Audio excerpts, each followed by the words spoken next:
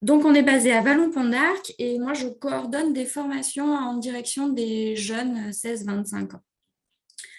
Euh, Émergence, c'est un projet qui a émergé du coup euh, parce qu'on a fait le constat qu'il était nécessaire de rajouter une marche, une porte d'entrée pour ces jeunes qui sont un petit peu éloignés des formations professionnelles. Et nos formations, elles exigent quand même que ces jeunes arrivent avec un savoir-être, avec des compétences en informatique, avec un projet professionnel quand même construit. Et c'est pourquoi on a eu l'idée de créer cette marche supplémentaire. Émergence, ça signifie en langage familier sortir d'une situation difficile, voir le jour. Donc c'est pour ça qu'on a choisi ce terme-là. Et école de la jeunesse et des sports, ben parce que nous, notre cœur de métier, c'est l'éducation populaire et les sports. Et notamment les sports de nature, puisqu'on est situé, comme je vous l'ai dit, à Vallon-Pont d'Arc. Et notre spécialité, c'est vraiment les sports de nature qui sont un réel support pour travailler l'estime de soi, la confiance en soi et en l'autre.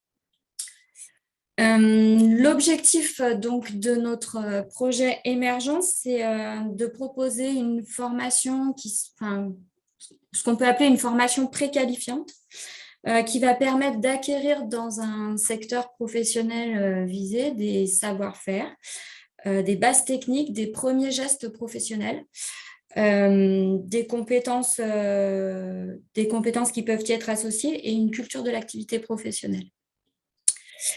Ce projet, il est donc à destination des 16-25 ans, donc le public PIC.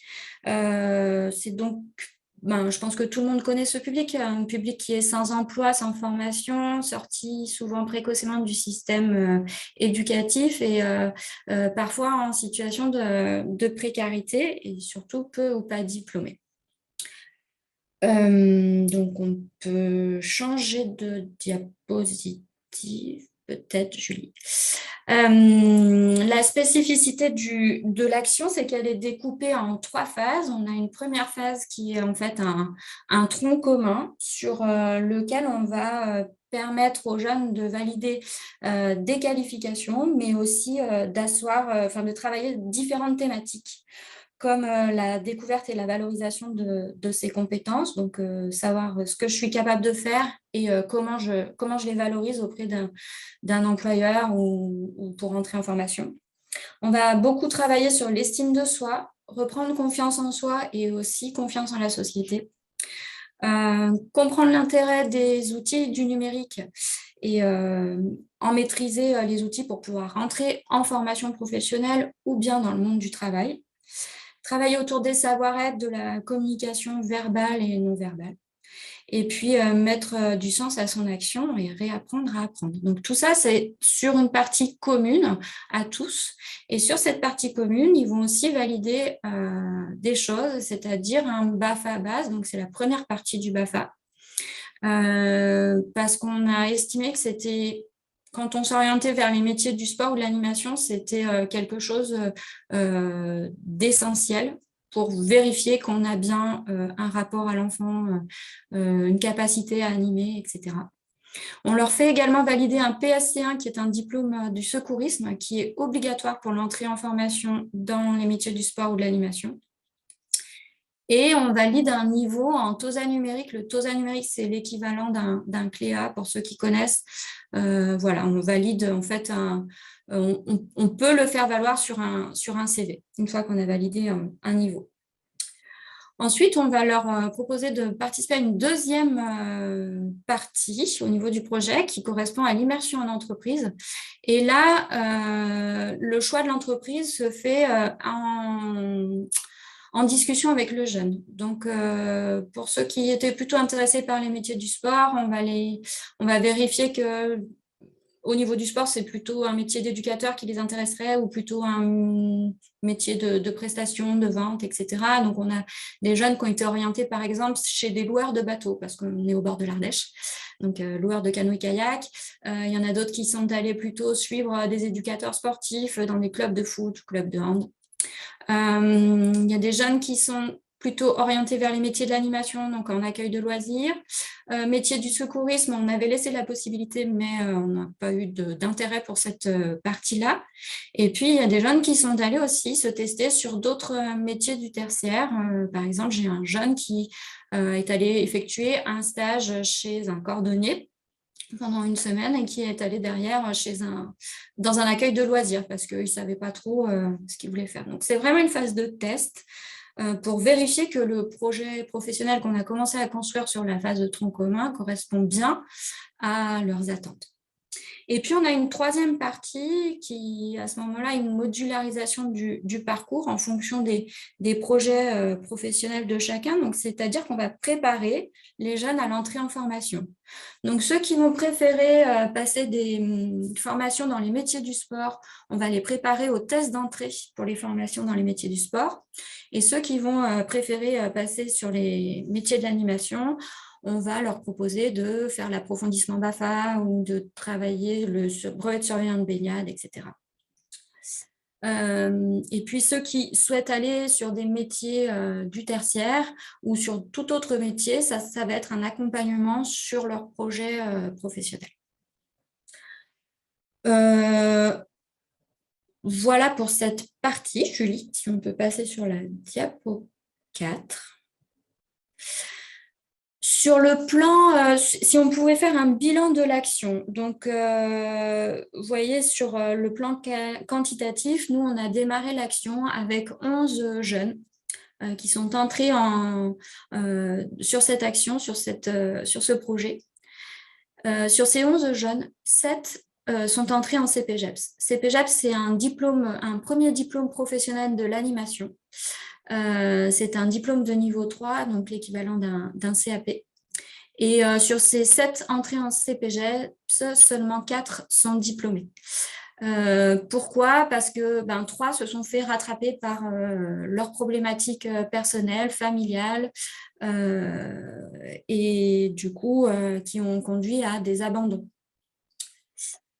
Sur les 11 stagiaires, on en a 2 aussi qui ont passé les tests d'entrée au BPAPT. Donc, le BPAPT, c'est un brevet professionnel d'activité physique pour tous. Donc, c'est l'équivalent d'un bac. Et l'entrée se fait si on réussit ces tests. L'entrée en formation se fait si on réussit ces tests. Donc, 2 ont passé les tests d'entrée, mais n'ont finalement pas intégré une formation. Donc, ils ont validé les tests qui sont valables à vie. Donc, ils peuvent retenter l'entrée en formation derrière. Mais quand ils ont passé les tests, c'était le début de la saison d'été et ils ont préféré aller faire une saison. Un jeune s'est orienté vers les métiers de l'agriculture. Et sur les 11 stagiaires, 7 sont en emploi aujourd'hui. Voilà. Sur le plan qualitatif, je voulais vous dire aussi, je voulais vous donner quand même un exemple d'un jeune qui a intégré la préqualification émergence, donc au métier du sport et de l'animation, qui a derrière validé un CPGEPS, et qui aujourd'hui est embauché en CDD dans un service enfance-jeunesse d'une communauté de communes. Donc, voilà, on a quand même des réussites, des jeunes qui démarrent dans la vie avec un métier. Et sur le plan qualitatif, nous, ce qu'on a remarqué, c'est que les 2 parties les plus bénéfiques pour les jeunes, en fait, c'était le tronc commun et la partie immersion en entreprise. Pourquoi? Parce que derrière, en fait, la dernière partie, la modularisation du parcours, elle impose que les différentes formations proposées ou qualifications proposées soient espacées dans le temps. On n'a plus les jeunes sous la main et du coup, on observe quand même une perte d'adhésion des jeunes pour le projet.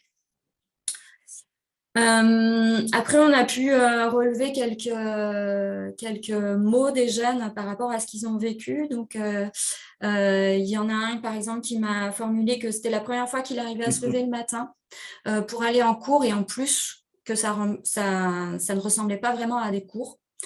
Un autre qui m'a dit qu'on n'a pas l'impression d'être à l'école parce qu'on ne nous prend pas pour des bébés, on nous fait confiance et même on nous demande notre avis. Donc voilà, c'est la prise en compte, le lien qu'on peut, de confiance mutuelle qu'on peut mettre en place avec ces jeunes.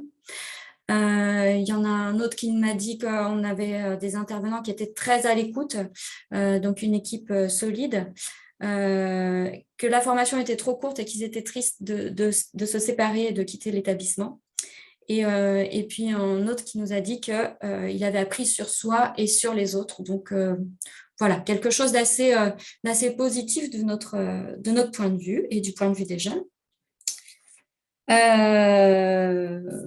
Voilà, et puis si on pouvait, c'est un projet qui peut être dupliqué, je pense, sur plusieurs établissements et pas forcément sur la thématique sport et animation, mais pour que ça fonctionne, du coup, Julie, on peut mettre la dernière diapositive. Et ben, pour moi, le plus important, c'est qu'il y a un climat bienveillant qui se crée, qui est une écoute des jeunes, de leurs besoins. Nous, on avait préparé une salle exprès, une salle qui n'était pas forcément en format salle de cours, avec des chaises, pas forcément de table, un cercle qui pouvait faciliter les échanges, la mise en place d'une cafetière aussi. Voilà, on avait vraiment des murs pour permettre l'affichage de leur production, etc. Il y a aussi une chose importante, je pense, c'est la prise en compte de leur fatigabilité. Parce que même si on travaille sur l'hygiène de vie, le rythme biologique, etc., ben, on ne peut pas leur demander de changer du jour au lendemain. Ça, c'est un travail, c'est une prise de conscience de leur part, donc ça va se faire au fur et à mesure. Et du coup, on a réduit les journées en termes d'horaire et on fait attention également aux pauses quotidiennes. Voilà, on est vraiment à l'écoute de leurs besoins. Instaurer un climat de confiance mutuelle, c'est-à-dire que en fait, c'est l'idée de mettre un cadre, mais c'est je te fais confiance et tu me fais confiance aussi. Donc, voilà, ça, c'est un point qui est super important. S'entourer d'une équipe solide et d'intervenants qui sont en capacité de s'adapter à ce type de public, c'est pas toujours le cas. Moi, pour le secourisme, j'avais fait appel à une intervenante qui était finalement qui avait finalement un profil très militaire et du coup avec le groupe de jeunes, c'est pas du tout passé. Donc vraiment faire attention à ça, favoriser le lien avec le monde professionnel évidemment parce que l'idée c'est quand même de donner du sens. On constate dans le milieu scolaire que si on ne donne pas du sens aux apprentissages, ça ne fonctionne pas. Ben, c'est pareil sur la formation professionnelle. Il faut vraiment qu'on soit au plus près de ce que vont vivre les jeunes par la suite dans le monde professionnel. Nommer une personne référente du groupe, c'est une personne qui va les accompagner tout au long du projet, du début jusqu'à la fin, et qui pourront contacter, qui pourront solliciter en cas de difficulté. Et puis, favoriser le sentiment d'auto-efficacité, c'est-à-dire de mettre les jeunes en situation qui puissent atteindre, mais quand même en situation parfois difficile. Donc, je ne sais pas si vous avez vu cette photo où ils sont en bivouac, en spéléo. En fait, on a dormi dans une grotte en spéléo. Pour nous qui sommes pratiquants, c'est facile, c'est une situation très simple, mais pour eux qui étaient débutants, passer une nuit dans une grotte, c'était assez extraordinaire. Donc voilà, choisir des situations qui sont à la fois un petit peu complexes à vivre, mais à la fois tellement favorisantes pour eux que ça développe chez eux un sentiment d'estime de soi, de revalorisation de soi. Voilà, j'en ai terminé pour la présentation et n'hésitez pas à me poser vos questions. Merci beaucoup. Merci Flavie pour cette présentation du projet Émergence École de la jeunesse et des sports. On voit tous les bienfaits que ça a apporté aux jeunes qui ont suivi cette préqualification. Donc effectivement, on a un petit temps là, pour ceux qui le souhaitent, pour répondre aux questions que vous vous posez sur le projet. Donc n'hésitez pas à les indiquer dès maintenant dans le chat. Sinon, on pourra y revenir à la fin. Alors, on a une question qui est comment les jeunes arrivent-ils jusqu'à vous, Flavie? Eh bien, en fait, au niveau de notre établissement, on a un partenariat avec la mission locale de notre territoire, ce qui fait qu'on est très en lien avec les conseillers et ce sont en général eux qui nous envoient les jeunes. Et également, le Pôle emploi, alors nous c'est Aubenas, donc toujours Pôle emploi Sud-Ardèche, avec qui on communique énormément pour voilà, au moment où on démarre nos sessions, on communique voilà, directement avec les conseillers. Est-ce que vous avez une date de prochaine session? Demande Valérie. C'est une très bonne question. Alors, en fait, la session, on a tenté de la relancer 2 fois et on n'a pas eu suffisamment de jeunes pour pouvoir la démarrer.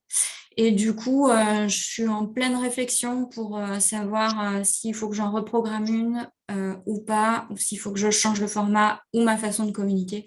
Donc, pour l'instant, il n'y a pas de date programmée. Ok. Merci Flavie d'avoir répondu aux questions. Merci. Nicolas, je vais vous laisser la parole pour nous présenter le projet Pass to Work. Et je fais juste une petite parenthèse avant de vous laisser la parole. Je vois qu'on nous demande si on peut vous adresser des jeunes. Je pense que ça doit être possible, Flavie. Oui, oui, tout à fait. Peut-être qu'en fonction du nombre de jeunes, on pourra programmer. Voilà, je peux la lancer quand je veux, en fait. Donc, il n'y a pas de souci. On aura les coordonnées de nos intervenants dans le document qui vous sera envoyé à la fin du webinaire. Voilà, ça vous pourrez vous mettre en contact. Bien. Nicolas, je vous laisse nous présenter le projet Pass to Work. Ok, merci beaucoup. Alors, Pass to Work, c'est un projet différent, complémentaire, puisque, à la différence de Flavie, qui est dans le réel, concret, au quotidien, physiquement avec ces jeunes, nous, Pass to Work, c'est un projet où on vous propose, en fait, c'est une plateforme digitale qui est destinée aux conseillers en insertion professionnelle que vous êtes sans doute, et puis à vos jeunes.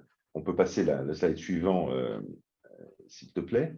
Donc, c'est une plateforme digitale qui existait déjà pour un public plus expérimenté, mais que l'on a adapté, enrichi et gamifié pour ce public des jeunes de l'insertion professionnelle. Parce qu'il n'avait pas grand-chose, il n'y avait rien pour eux, à nos yeux, en tout cas. Et l'objectif, c'est quoi? L'objectif principal, la mission principale qui est celle de Pass to Work, c'est de mieux comprendre qui est l'individu en termes de compétences comportementales et de l'aider à s'orienter et à trouver le chemin vers le métier qui lui correspond le mieux. Donc, en fait, on s'appuie quand on avait un public plus âgé, on s'appuyait sur leurs compétences techniques, sur leurs expériences professionnelles et sur leurs compétences comportementales. S'agissant de ce public de jeunes, on va s'appuyer uniquement sur ce que nous appelons leurs compétences comportementales. Et donc, c'est un questionnaire. Ce questionnaire, il est issu de travaux très longs, très importants, sur 30 ans, menés par une équipe qui n'est pas la nôtre, qui a été un partenaire sur ce projet, qui s'appelle l'IME, Institut de médecine environnementale. C'est un médecin au départ, il y a 30 ans, qui est le fondateur de tout cela. Donc, c'est un questionnaire qui est à la frontière des sciences de la psychologie, bien sûr, des sciences cognitives, des neurosciences plutôt, pardon, et de l'éthologie, c'est-à-dire l'étude des comportements humains. Donc, c'est vraiment quelque chose de très puissant. Et ce questionnaire, si on peut passer au slide suivant, Julie, moi j'ai plus de slides, donc voilà, il va explorer 4 grandes dimensions du fonctionnement de l'individu. Et ce qu'on a fait pour les jeunes, c'est qu'on l'a simplifié, on a parlé de leur vocabulaire et également, on l'a rendu accessible à travers un jeu sur leur téléphone portable. Donc, les jeunes vont recevoir un SMS ou un lien, ils cliquent sur ce SMS ou ce lien et ils arrivent directement dans le jeu et ils vont rentrer dans un voyage initiatique. Je me rends compte que j'ai oublié de mettre le… Bah, c'est pas grave, je voulais mettre un minuteur, j'ai oublié de le mettre en marche, donc je suis parti sans minuteur. Un voyage initiatique où ils vont rencontrer différents personnages qui vont leur poser des questions. C'est un jeu, mais ça reste un questionnaire. Ils ne sont pas cachés derrière un arbre à tirer sur des méchants ou des choses comme ça. Mais on va explorer ces 4 dimensions qui sont là de leur comportement et de ce que nous appelons leur dynamique comportementale. Parce que les choses s'évaluent et s'évaluent de manière dynamique. On n'a pas toujours le même comportement suivant les situations, et pourtant on est le même individu. Donc on va évaluer leur comportement, la puissance et la stabilité de ces comportements. C'est ça qui est important. Il y a des comportements qui sont à la fois puissants et stables chez vous, notamment dans les dynamiques de motivation. C'est toutes les dynamiques de motivation qui sont tout ce qui est énergisant, tout ce que vous faites avec plaisir, bonheur et sans effort. Et quand vous êtes confronté à cette dynamique-là, vous pouvez travailler longtemps et sans effort parce que c'est que du bonheur. Ce n'est pas toujours facile de distinguer des dynamiques qui sont énergivores, c'est-à-dire que vous pouvez être motivé, vous pouvez travailler beaucoup, mais vous êtes dans la quête d'un résultat ou dans l'angoisse de l'échec. Et ça, c'est plutôt énergivore, à la différence des premières. Et puis, il y a des choses qui ne sont pas du tout motivantes, des anti-motivations même. On va évaluer également la capacité d'adaptation de l'individu, plus que sa capacité, sa manière dont il fait face à la nouveauté. Est-ce qu'il va avec curiosité vers les choses nouvelles ou est-ce qu'au contraire, il est plutôt rétif à la nouveauté, qu'il préfère rester sur des rails déjà bien existants? Est-ce qu'il va être capable de faire preuve de nuance, de relativité, d'être capable de faire preuve de ses opinions personnelles dans ces situations nouvelles? Voilà, et tout cela, à nouveau, on va l'évaluer en temps normal et en situation de difficulté ou sous stress. On va, troisièmement, et ça c'est très important et on l'a vu nulle part ailleurs, on va évaluer également et classer, disons plutôt, les irritants qui sont les nôtres ou celui du jeune, en les classant dans 3 grandes catégories. Les irritants les plus légers, hein, c'est ce qui vous agace un peu, mais vous pouvez faire avec. Et puis la catégorie la plus lourde, c'est vraiment les irritants importants. Tout le monde n'en a pas, mais les irritants les plus lourds, c'est vraiment ce qui vous rend quelque chose, c'est vraiment insupportable. Donc, quelque part, ce sont des antivaleurs aussi. Hein. Et ces irritants, ça peut être des situations, le gâchis, le gaspillage, des choses comme ça, ou des comportements, l'égoïsme, le fait d'avoir des gens malpolis. Bon.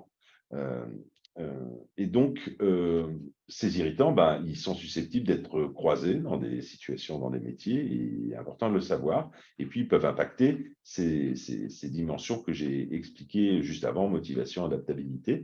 Et la dernière, c'est celle des comportements en équipe. On est tous d'abord des animaux sociaux. Hein, voilà, on a une manière naturelle et spontanée d'interagir avec les autres.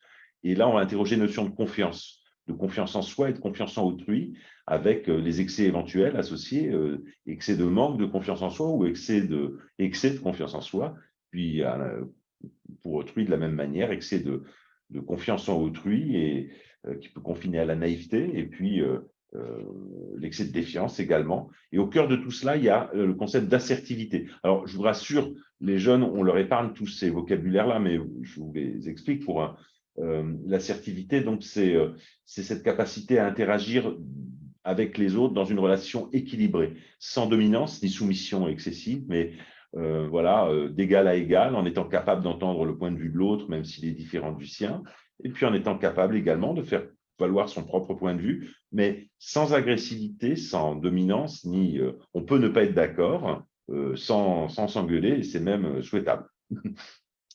Si on peut passer au slide suivant. Et donc, du coup, comme vous l'avez compris, donc Pass2Work, c'est une plateforme qui va vous permettre d'aider, donc, qui a 2 modes d'accès. Un mode d'accès conseillé, là on voit quelques écrans, puis on va voir l'écran suivant, le mode d'accès pour le jeune. Donc, le mode d'accès conseillé, eh bien, il y a un certain nombre de tableaux de bord, on a des dossiers. Les dossiers sont des endroits où on range ses bénéficiaires, ces jeunes, enfin, en tout cas, comme vous rangez des documents sur votre ordinateur, en fait.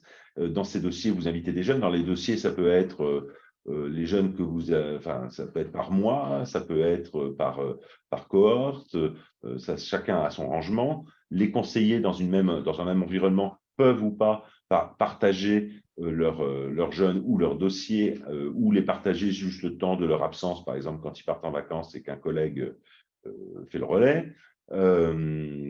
Et puis, on invite des bénéficiaires et bien sûr, on accède aux résultats, des questionnaires, et on va le voir également du matching métier des bénéficiaires en question. Et puis, enfin, dernier écran, là, on le voit, il y a un chat dans la plateforme qui permet de dialoguer avec ses bénéficiaires, qui permet aussi de garder l'historique des choses dont on est convenu les uns avec les autres.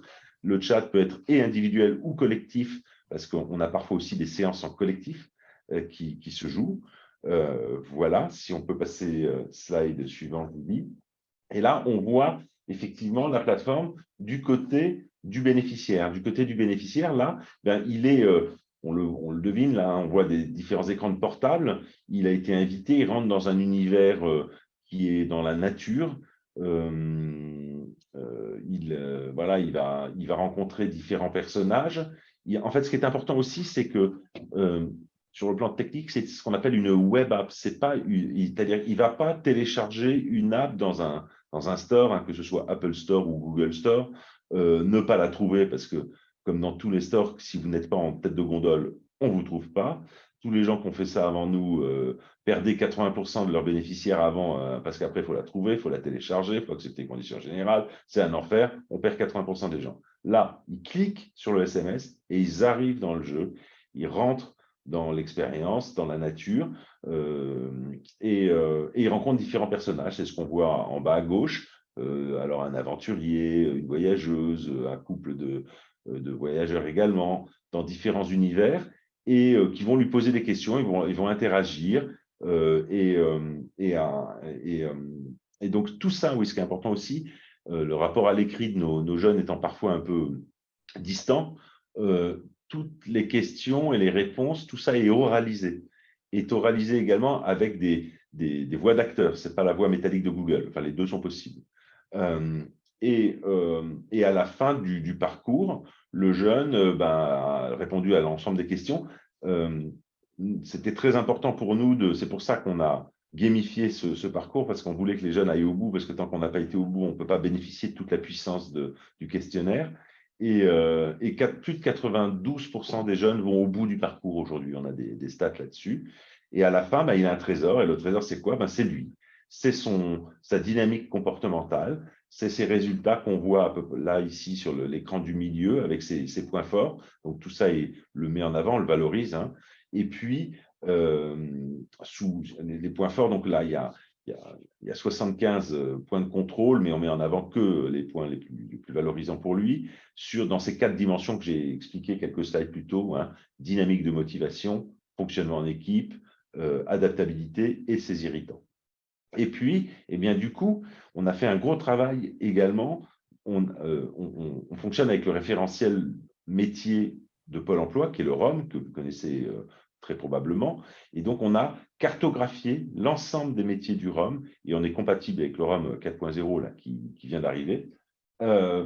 L'ensemble des métiers du ROM au regard des résultats attendus sur chacun d'entre eux sur la dynamique comportementale, donc nos 75 points de contrôle dont je parlais tout à l'heure. Et donc, on est capable de mesurer une distance, un écart, en anglais on parle de matching, entre un individu et un métier. Et donc, on va lui présenter les métiers avec lesquels il matche le mieux. Il va pouvoir découvrir les métiers. Et il va pouvoir donc découvrir, on le voit sur la partie en bas à droite, là, il va y avoir les fiches métiers du ROM, mais bien sûr, le conseiller également a accès à cela. Et quand il y a des vidéos, c'est le cas ici, là, on est sur un métier où on voit vente conseil, il y a une vidéo, eh bien, on la présente, il n'y en a pas toujours, il y a une centaine de métiers sur lesquels il y a des vidéos. Et puis, on lui présente également les le matching, c'est-à-dire les écarts qui peuvent exister sur chacune de ces dimensions, des 4 dimensions, entre son profil et les attendus du métier, en termes de motivation, en termes de fonctionnement en équipe, d'adaptabilité, et puis sur les irritants. Donc là, on voit par exemple que le métier de vendeur, l'animation de vente, là, il y a des irritants fréquents qui sont l'exagération, la froideur. Donc, effectivement, quand on est confronté à ce type de clientèle, on peut être là-dessus, on peut avoir rencontré des gens comme ça, et on voit que dans le cas présent, là, on voit, il y a un petit, c'est en rouge, donc ça veut dire que pour l'individu, pour Tania, l'exagération à la froideur, c'est des sujets sur lesquels elle risque d'avoir beaucoup de mal. Or, c'est des situations qu'elle va rencontrer fréquemment sur le métier. Donc, l'idée là, c'est vraiment de faire un matching et de rapprocher et de découvrir les métiers, tant sur leur contenu que sur leur adaptation au profil du jeune. Et puis enfin, quand le jeune quand avec vous, il commence à envisager une orientation professionnelle, on met des métiers en favori, et puis à un moment, on va se fixer sur un métier. On est capable également, on a une convention avec le réseau des Cariforef, et on est capable de présenter l'ensemble des dispositifs de formation en France, dans toute la France, y compris dans les dom-toms, voilà, vous voulez devenir boulanger et vous habitez Tulle, on est capable, avec les datas des Cariforef, de présenter l'ensemble des dispositifs de formation autour de Tulle, à X kilomètres, pour devenir boulanger ou devenir tout autre métier possible, avec toutes les datas qui viennent des Cariforef, qui sont elles-mêmes saisies d'ailleurs par les organismes de formation en question. Donc, parfois, elles sont de bonne qualité, parfois, malheureusement, un peu moins. Donc, voilà. Donc, l'idée, c'est bien ça. C'est un, j'invite mon bénéficiaire. Deux, il rentre, il fait, et je l'aide. Donc, on est dans un dispositif d'aide à l'orientation. L'objectif, c'est quoi? Sur cette population qui a parfois été, comment dire, parfois un peu, la vie n'a pas toujours été drôle avec ces jeunes qui sont parfois dans des situations d'échec, c'est d'éviter un nouvel échec en termes d'orientation. Ces questions d'orientation sont essentielles. Nous, on voit, on a des stats qui sont donnés d'ailleurs par les pouvoirs publics, que 15% des jeunes qui sont en formation abandonnent avant la fin de la formation, ce qui n'est pas énorme, mais c'est déjà trop. Et sur ceux qui restent, seuls 50% des gens vont exercer le métier pour lequel ils ont été formés. Donc là, il y a vraiment un problème d'orientation colossal, et il y a un gâchis économique, parce que tout ça n'est pas gratuit, et humain sur une population qui a parfois déjà souffert, qui est trop important. Donc c'est l'objectif et l'idée de cet outil. Voilà, il y a quelques slides encore, mais je les ai commentés. Le matching affinité avec le métier, je l'ai commenté. Et voilà. Alors, Impact Track, oui, on a. En fait, je vous laisserai, puisque les slides vous seront donnés à l'issue de cette présentation. Mais on a fait une mesure d'impact avec une société externe qui s'appelle Impact Track et qui permet de mesurer la satisfaction et l'impact sur tant côté jeune et demandeur d'emploi que côté conseiller de l'utilisation de la plateforme. Et je préfère laisser les quelques minutes qui nous restent à éventuellement répondre à vos questions. Julie? Hop. Excusez-moi, j'avais pas réactivé mon micro. Merci Nicolas pour cette présentation. Alors, pareil que tout à l'heure, je vous laisse poser vos questions dans le chat. Peut-être qu'en attendant les questions des participants, Nicolas, vous pouvez commenter rapidement les premiers résultats du bilan que vous êtes en train de réaliser avec Impact Track. Et oui. dès que je vois des questions arriver, oui, alors j'ai noté aussi que parmi les participants, j'ai vu ML quelque chose, donc ça devait être mission locale quelque chose. Donc, je voulais préciser que dans la région, par exemple, la mission locale de Clermont fait partie de nos tout premiers partenaires et utilisateurs de Pass2Work. Donc, pour la personne de la mission locale de je ne sais pas où, les gens de Clermont utilisent la plateforme de manière significative. Voilà. Et en fait, bon, ils se sont organisés. Donc, il y a 3 conseillères qui qui sont très expertes, qui sont devenues expertes sur le projet et sur le produit et qui invitent les jeunes et puis ensuite qui les répartissent auprès d'autres conseillers qui vont sur la plateforme également, mais qui, voilà, qui ont une utilisation plus légère. Voilà. Euh, euh, voilà ce qu'on peut dire à ce stade. Alors, sur les premiers résultats de l'étude d'impact, nous, notre attention très forte, parce que le questionnaire, on n'a pas posé, personne ne m'a posé la question, mais ça dure quand même une bonne trentaine de minutes, ce jeu et ce questionnaire. Et donc, et on a bien sûr des résultats intermédiaires, mais tant qu'on n'a pas tout, on n'a pas toute la substance scientifique moelle des réponses, c'est parce qu'il y a des tas d'algorithmes derrière qui vont faire des tas de choses. Donc, il est vraiment essentiel que les jeunes aillent au bout.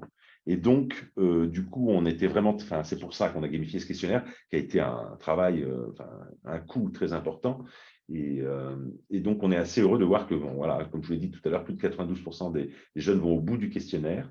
Et en gros, on les a interrogés sur leurs sentiments. Voilà, est-ce que ça leur a plu? Donc, l'expérience est positive pour les 3/4, plus des 3/4, je n'ai plus les chiffres exacts en tête. Ils sont dans les slides en question. Ils ont découvert des métiers qu'ils ne connaissaient pas. Ils ont aussi, et ça c'est quelque chose qu'on a découvert et que les conseillers nous ont confirmé, c'est eux qui nous ont dit ça, c'est qu'en fait, une autre des vertus de ce truc-là, c'est que les jeunes mettent des mots. Alors, il y a plusieurs vertus. Un, ça brise la glace parce qu'ils ne sont pas toujours très bavards. Hein. Il y a une fausse assurance, il y a un silence un peu parfois qui existe de la part du jeune. Bon. Et donc, ça brise un peu la glace et ça permet de faire ce jeu. Ça permet ensuite de découvrir, parlez-moi de moi, il n'y a que ça qui m'intéresse. Donc, voilà, ils découvrent leur profil, ils le commentent, ils disent s'ils s'y retrouvent ou pas. Et ça permet de briser la glace avec le conseiller. Et donc, ça permet de mettre des mots aussi, de s'approprier des concepts. Alors, soft skills, bon, mais voilà, des points forts, des dynamiques de motivation, la ténacité, des choses comme ça, et de pouvoir s'en resservir ensuite en les illustrant. Donc, c'est aussi parce que, bien sûr, la plateforme fait des tas de choses, peut générer un CV, voilà, peut servir de support à une candidature pour un job ou pour un stage, ou bon, que sais-je, ou pour une alternance. Et donc, ça permet aussi aux jeunes et à son conseiller de l'entraîner et de mettre dans sa bouche des mots et des concepts qu'il ne connaissait pas forcément très bien et qu'il s'approprie. Ok. Alors, on a quelques questions qui sont arrivées, Oui. Nicolas. Tout d'abord, comment accéder à la plateforme? Peut-on savoir comment s'inscrire et quel est le coût d'accès pour pouvoir l'utiliser? Alors, pour commencer, il y a la plateforme est payante. Elle est payante pour les conseillers et pas pour le jeune, bien entendu. Pôle emploi au central a acheté un certain nombre de milliers de licences pour les jeunes. Et donc, du coup, vous pouvez, si vous le souhaitez, faire utiliser la plateforme par les jeunes sans nous rémunérer, ce qui ne nous approcherait pas, mais bon, c'est possible. Envoyez vos jeunes sur l'Emploi Store de Pôle emploi. Et là, il y a Pass to Work sur l'Emploi Store de Pôle emploi. Et du coup, les jeunes peuvent vivre l'expérience, mais ils seront tout seuls face à eux-mêmes sans qu'un conseiller soit avec eux pour les aider. Bien. Mais vous pouvez aussi l'utiliser en invitant ces jeunes. Et s'ils sont passés par l'Emploi Store, vous récupérez automatiquement leur data sans qu'ils aient à repasser une deuxième fois le questionnaire, bien entendu. Ensuite, le coût, je vais être normand, mais il faut prendre contact avec moi. La réponse, c'est ça dépend. On peut avoir un coût par conseiller et par an, donc ou par mois, sans limite du nombre d'individus que vous invitez et vous avez une licence conseillée, ou bien vous pouvez acheter au cas par cas avec un X jeunes. Et voilà, je prends un forfait de 100 jeunes, 50, 100, voilà. Donc ensuite, c'est à voir avec moi. Le questionnaire est-il disponible à tout public, jeunes, lycéens, étudiants? La réponse est oui. Je dirais, pour comprendre les questions dans leur version écrite, le niveau requis, c'est niveau 3e. Mais les questions sont oralisées, donc, et les réponses également, donc le choix de réponse également. Donc, voilà, mais malgré tout, je dirais niveau troisième, c'est le niveau attendu. Moi-même, j'ai fait dans des écoles de la deuxième chance ou dans une filiale du Mando, on a fait des groupes collectifs de français langues étrangères, FLE. Et là, on a mis tout le monde dans la salle, on les a invités en même temps, on leur avait expliqué avant comment ça se passait. Et derrière, on les a aidés, on était 2 pour un groupe de 10-12 personnes, à les aider à répondre aux questions quand ils ne les comprenaient pas, en tournant. Et ensuite, le client a continué sur les séances suivantes et l'a fait sans nous. Donc, on peut faire du collectif avec des publics plus difficiles, ou au moins pour être certain qu'à la fin de la séance, dans l'heure, ils ont répondu au truc. Merci Nicolas.